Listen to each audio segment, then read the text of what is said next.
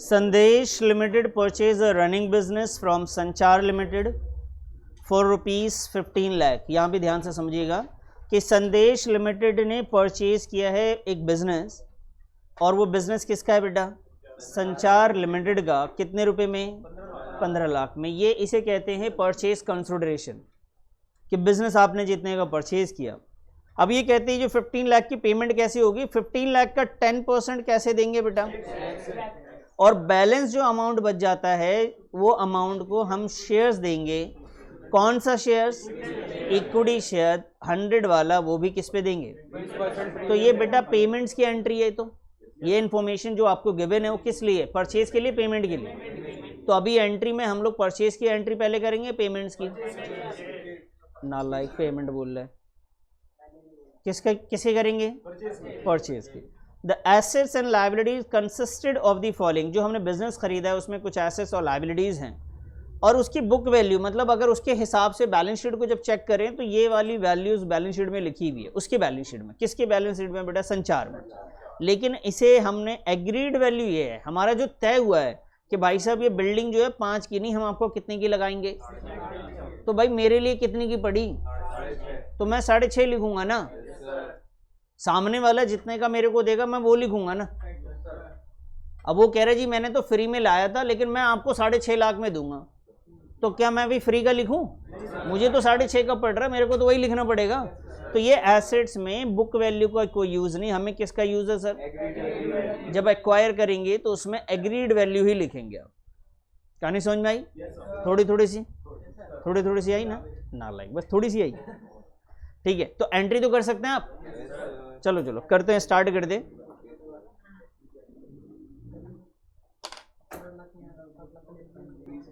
In the books of Sandesh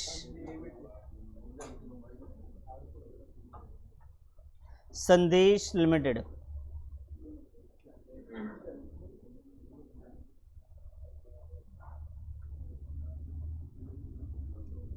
in the books of संदेश limited.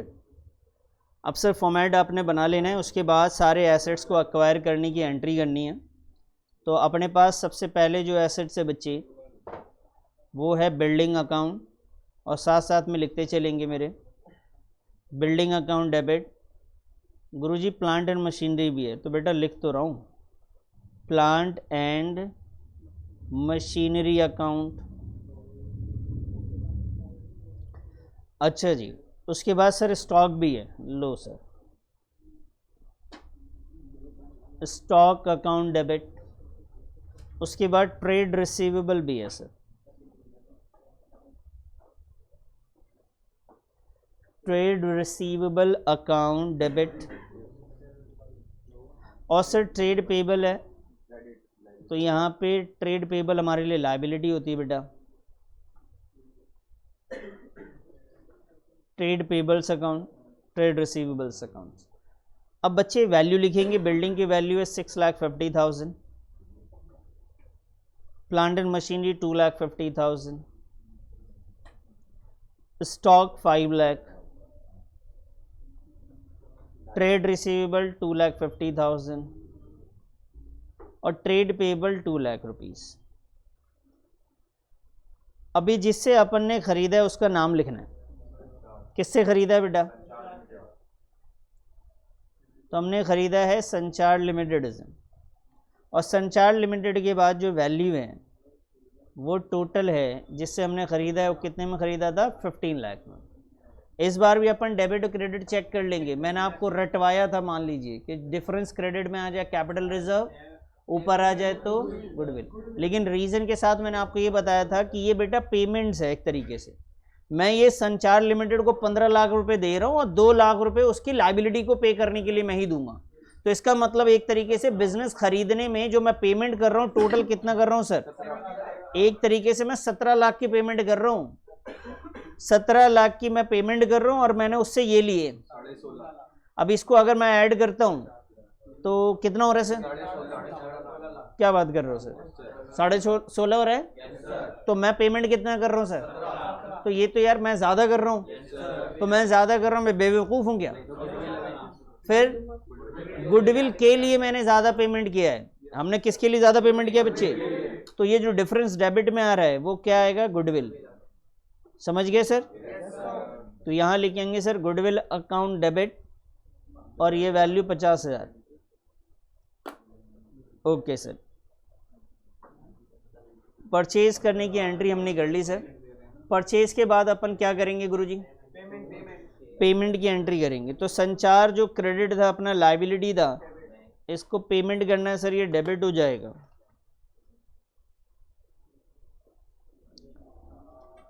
संचार limited debit to. अब आप जैसे पेमेंट कर रहे हैं, मान लीजिए मैंने बैंक से पेमेंट किया है तो गुरुजी मैं लिखूंगा टू बैंक अकाउंट, और उसके बाद मैं पेमेंट कर रहा हूँ इक्विटी शेयर से तो मैं यहाँ पे लिख लूंगा sir equity share capital account.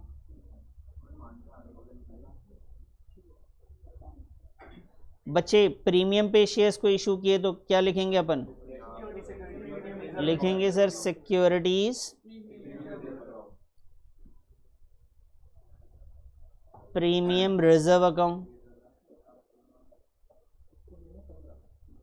तो सर ये तो आ गया जी 15 lakh.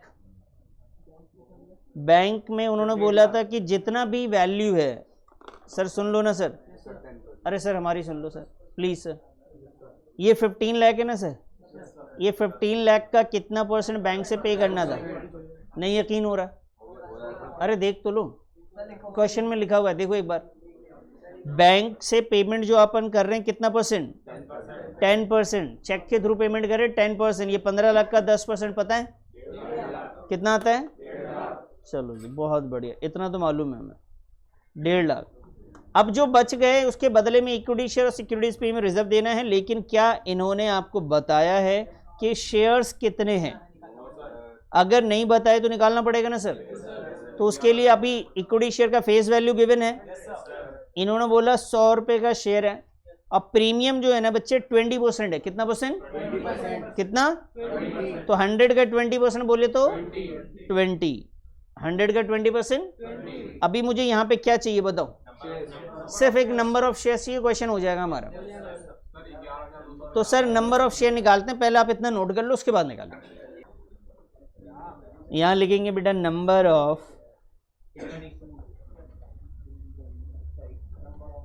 Of equity share issued. तो बेटा यहाँ पे टोटल कंसिडरेशन जो था 15 लाख था, जिसमें से ऑलरेडी कितना पे हो चुका था? 1.5 लाख। और फेस वैल्यू कितनी की थी सर? 100 प्लस कितना? 20। तो इसको सॉल्व करेंगे तो ये आ जाएगा 1350। सर 15 लाख में से 1.5 लाख चले गए ना, और ये आया बेटा 120, और इसको डिवाइड कर लेंगे। आता है डिवाइड करना? शाहरुख बोल, बताना आंसर क्या आएगा? आज पूरा दिन चला जाएगा नहीं।